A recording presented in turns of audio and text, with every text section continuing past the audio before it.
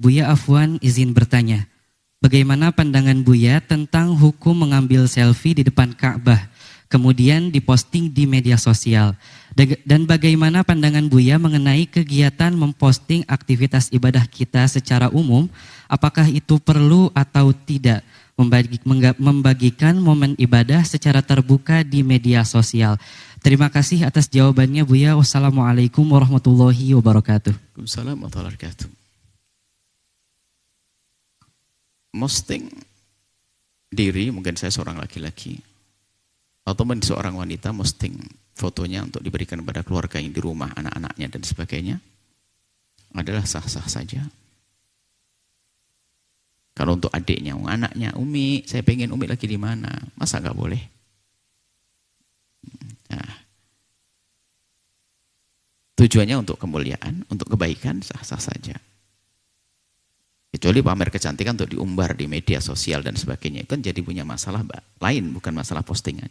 Postingan adalah biasa, tinggal digunakan untuk apa? Tujuannya untuk apa? Itu saja, posting foto dan sebagainya.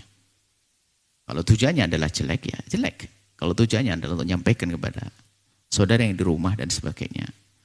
Mungkin keluarga di rumah pengen tahu betul sehat atau tidak, dari kemarin udah ada WA suamiku lagi ngapain ini. Tolong abang, saya sehat, nggak percaya. Abang foto dulu depan Ka'bah lagi tawaf. Ya sah-sah saja. Cuman yang anehnya adalah hidupnya hanya postingan, nggak sempat zikir waktu tawaf. Nah ini adalah itu yang perlu dibenahi. Ya, biarpun tidak haram lah, tapi kan keluar daripada ikrar kerinduannya kepada Ka'bah musyarrafah, kepada Allah. Foto sana sini, sampai di live. Nah, ya. Itu adalah nasihat, ya hendaknya jangan seperti itu kan. Masa menahan untuk tidak urusan dengan handphone 20 menit saja nggak bisa, karena Allah, tawaf yang khusyuk, berdoa dan seterusnya, sampai nanti sa'i. Setelah itu ada masalah kenangan, ya dalam kenangan 1-2 deh, jangan full 20 menit, 30 menit ada live. Nah, apakah haram? Ya nggak haram. Kapan haram? Harusan begitu tidak haram. Cuman mana tujuan Anda itu mau ngapain ke sana kan begitu? Kecuali untuk hajat. Kalau tidak ada, namanya iseng, telah mengganggu porsi waktu ibadah Anda. Waktu kedekatan pada Anda sudah Anda ganggu dengan orang yang ada di rumah. Baik, ini adalah masalah posting, jadi kita tidak gampang nilai unis. Kemudian, apakah ibadah harus diekspos, diberitakan dan sebagainya? Kita ada urusan riya, nggak ada, bukan seperti itu kok. Riya itu sangat pribadi di dalam hati kok. Makanya kalau urusan riya, kaidahnya sederhana, hai hamba Allah. Tidak boleh Anda menuduh orang lain riya, selesai. Kalau ingin nuduh riya ke dalam diri Anda sendiri. Apakah setiap orang yang postingan pasti riya? Belum tentu. Mungkin Anda punya hajat sendiri. Yang nggak boleh adalah merasa saya yang paling ikhlas. Itu riya adalah urusan sembunyi di dalam diri masing-masing. Maka kita tidak bisa menilai orang lain riya. Nggak bisa sama sekali. Itu urusan hati. Orang tampak kelihatannya riya, ternyata dia lagi merangi riya, mau gimana? Ayo. Dia sedekah. Tolong wahai kaum muslimin, saya bangun masjid. Tolong Pak Imam masjid, khatib masjid. Saya mau berderma ke masjid ini, tolong nanti setiap khutbah, sebelum khutbah Jumat diumumkan kalau saya nyumbang 100 juta. Orang heboh, ini orang riya. Padahal dia lagi merangi riya di dalam hatinya. Kenapa? Dia nyumbangnya 1 miliar, hanya pengen diumumkan 100 juta. Sudah suudon lagi kita. Makanya jangan gampang nilai orang riya. Sudah bukan urusan nilai riya.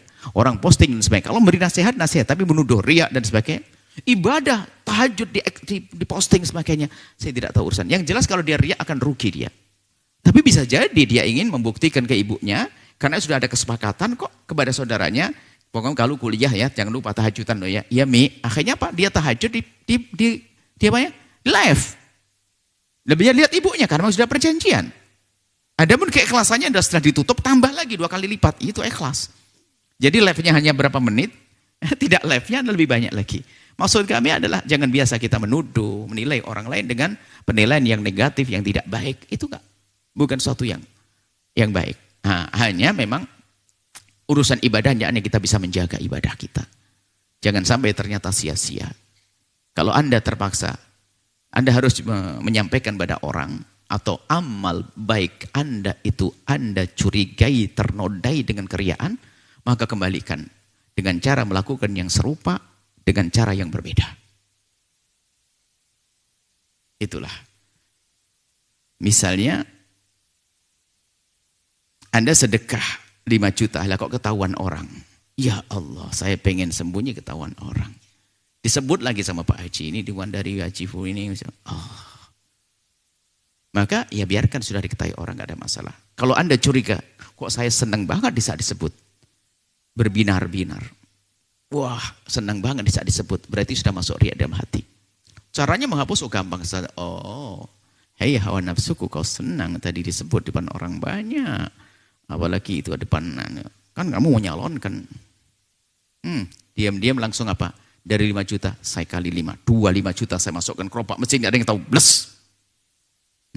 Boleh Anda sholat depan calon mertua. Allahu Akbar. Sholat sunnah. Biar dia calon mertua.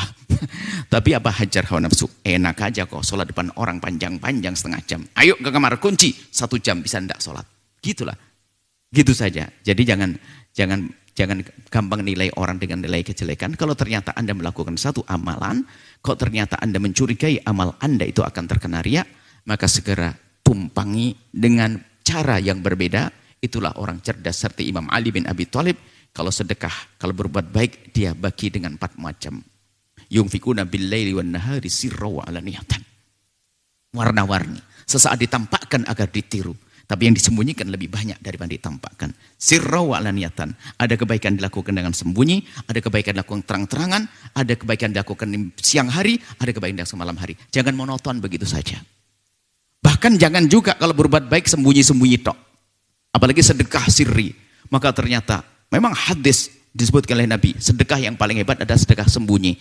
Ternyata hadis itu sekarang digemari oleh orang-orang pelit. Setiap sedekah langsung buat hadis ini. Sebaik-baik sedekah adalah sedekah sembunyi. Orang pelit tidak boleh pakai hadis ini. Jadi hawa nafsu itu halus menjerumuskan kita untuk mengikuti setan. Semoga Allah menjaga amal ibadah yang sudah memposting. Semoga ibadahnya ikhlas. Kemudian nanti yang mau ibadah nggak usah pakai postingan ya. Biasa saja ya. Yang sudah semoga diampuni kalau itu kesalahan. Kalau tidak baik diganti lebih baik. Yang belum umroh dan belum haji semoga bisa haji. Nggak pakai sibuk dengan postingan insya Allah ya. Lebih khusyuk, lebih istimewa, indah semuanya. Wallahu a'lam bissawab. Jangan lupa berselawat kepada baginda Nabi Muhammad sallallahu alaihi wa alihi wa sahbihi wasallam.